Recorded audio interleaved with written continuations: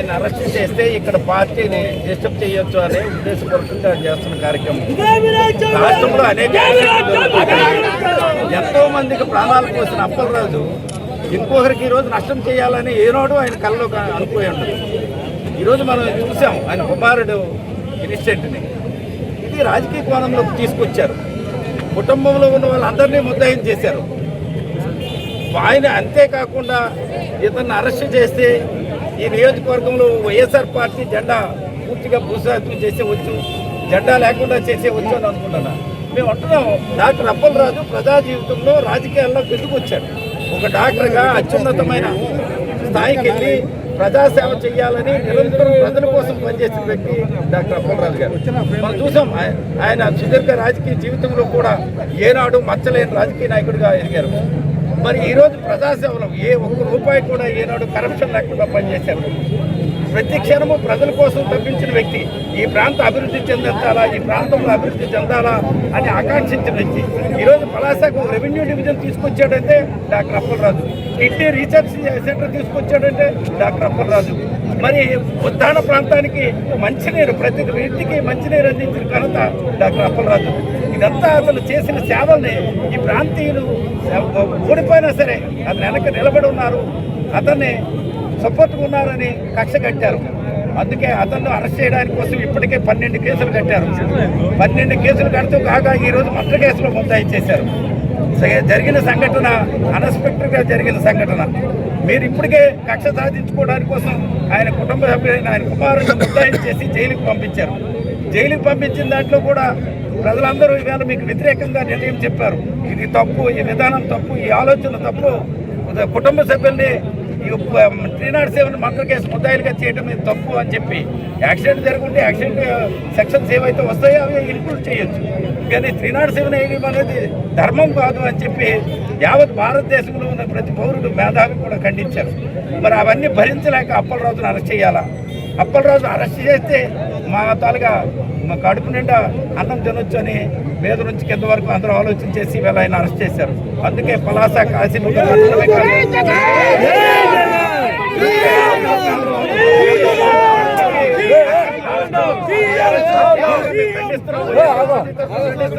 అన్ని వర్గాలు కూడా మాకు ఈరోజు సపోర్ట్ అందిస్తుంది. మీరు ఇలాంటి అరెస్టుల వల్ల ప్రజాస్వామ్యాన్ని మీరు కాపాడలేరు, ప్రజాస్వామ్యాన్ని కూలీ చేసేస్తున్నారు.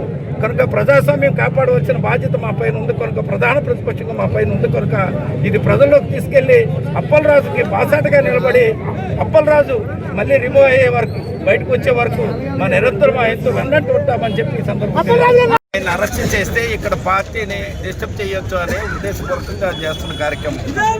రాష్ట్రంలో అనేక ఎంతో మందికి ప్రాణాలు పోసిన అప్పలరాజు ఇంకొకరికి ఈరోజు నష్టం చేయాలని ఏనాడు ఆయన కళ్ళలో అనుకోయి ఉండదు. ఈరోజు మనం చూసాం ఆయన కుమారుడు ఇన్సిడెంట్ని. ఇది రాజకీయ కోణంలోకి తీసుకొచ్చారు. కుటుంబంలో ఉన్న వాళ్ళందరినీ ముద్దాయిం చేశారు. ఆయన అంతేకాకుండా ఇతన్ని అరెస్ట్ చేస్తే ఈ నియోజకవర్గంలో వైఎస్ఆర్ పార్టీ జెండా పూర్తిగా భూసాతం చేసేవచ్చు, జెండా లేకుండా చేసేవచ్చు అని అనుకుంటున్నాను. మేము అంటున్నాం, డాక్టర్ అప్పలరాజు ప్రజా జీవితంలో రాజకీయాల్లో గెలుపుకొచ్చాడు. ఒక డాక్టర్గా అత్యున్నతమైన స్థాయికి వెళ్ళి ప్రజాసేవ చేయాలని నిరంతరం ప్రజల కోసం పనిచేసిన వ్యక్తి డాక్టర్ అప్పలరాజు గారు. మనం చూసాం ఆయన సుదీర్ఘ రాజకీయ జీవితంలో కూడా ఏనాడు మచ్చలేని రాజకీయ నాయకుడిగా ఎదిగారు. మరి ఈరోజు ప్రజాసేవలో ఒక్క రూపాయి కూడా ఏనాడు కరప్షన్ లేకుండా పనిచేశారు. ప్రతి క్షణము ప్రజల కోసం తప్పించిన వ్యక్తి. ఈ ప్రాంతం అభివృద్ధి చెందాలా, ఈ ప్రాంతంలో అభివృద్ధి చెందాలా అని ఆకాంక్షించిన వ్యక్తి. ఈరోజు పలాసకు రెవెన్యూ డివిజన్ తీసుకొచ్చాడంటే doctor Appalaraju. Kidney research centre తీసుకొచ్చాడంటే డాక్టర్ అప్పలరాజు.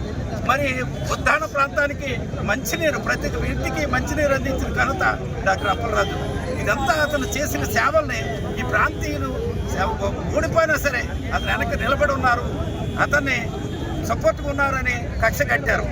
అందుకే అతన్ని అరెస్ట్ చేయడానికి కోసం ఇప్పటికే 12 కేసులు కట్టారు. 12 కేసులు కడుతూ కాగా ఈరోజు మర్డర్ కేసులో ముద్దాయి చేశారు. జరిగిన సంఘటన అన్ఎక్స్పెక్టెడ్గా జరిగిన సంఘటన.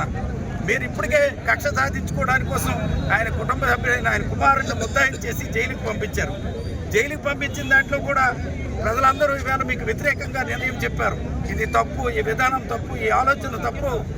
కుటుంబ సభ్యుల్ని ఈ 307 మర్డర్ కేసు ముద్దాయిలుగా చేయడం ఇది తప్పు అని చెప్పి యాక్సిడెంట్ జరుగుంటే యాక్సిడెంట్ సెక్షన్స్ ఏవైతే వస్తాయో అవి ఇంప్రూవ్ చేయొచ్చు.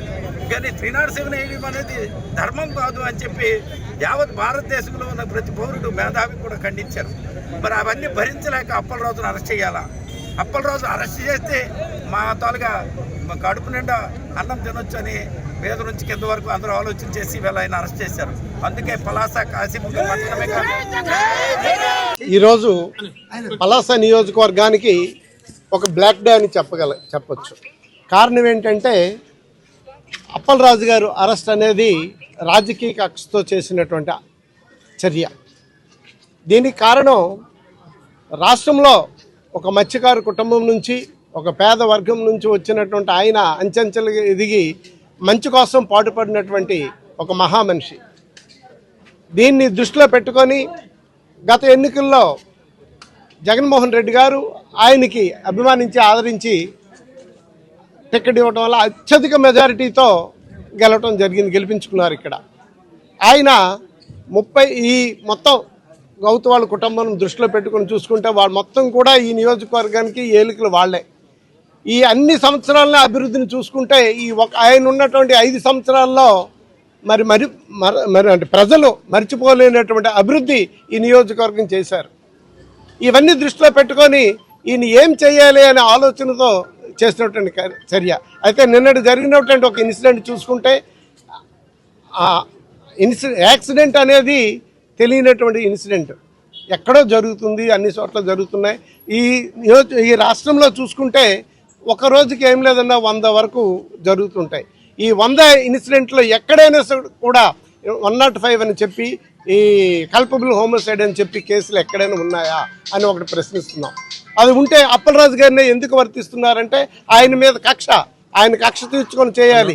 ఈనాడు ప్రజల గొంతుకై, వైఎస్ఆర్సీపీ గొంతుకై రాష్ట్రం మొత్తం కూడా ఈయన తాలూకు వాయిస్ వెళ్ళి రేపొద్దున పార్టీకి పెద్ద దిగ్గుగా మారుతున్న పరిస్థితుల్లో ఇక్కడ వీళ్ళు వారవులేని తనంతో ఆయన కుట్రపూరితంగా అరెస్ట్ అనేది జరిగింది. అయితే కొడుకుని ఎవరైనా పుత్రవాత్సల్యంతో ఏదైనా తప్పు జరిగితే జరగవచ్చు, కానీ ఆయన్ని ఇవాళ కుమారుడికి ఎవరైతే 6వ వర్మకు అరెస్ట్ చేయటం అనేది అది చాలా నికృష్టమైనటువంటి చర్య, పిరికి చర్య అని చెప్తున్నాను. చిన్నపిల్లడు 18 సంవత్సరాల వయసులో ఉన్నటువంటి ఆ అబ్బాయిని ఆయన భవిష్యత్తు ఎంతో ఉంది. కేవలం రాజకీయ కక్షతో ఆ పిల్లడి తాలూకు భవిష్యత్తు పాడు చేస్తున్నారంటే ఒక్కసారి ఈ రాష్ట్ర ప్రజలు ఒక్కసారి అర్థం చేసుకోవాలని చెప్తున్నాను. ఇది ఏంటంటే రేపు రెడ్ బుక్ రాజ్యాంగం అనేది ఒకటే జరుగుతుంది. అది దానికి తగ్గట్టుగా పోలీసుల్ని కూడా వీళ్ళు కంట్రోల్లో పెట్టుకొని ఈ రాష్ట్రంలో పోలీసు రాజ్యం నడిపిస్తున్నారంటే రాజకీయంగా ప్రభుత్వం ఫెయిల్ అయింది అని చెప్పడానికి ఇది ఒకటి నిదర్శనమని చెప్తున్నాం.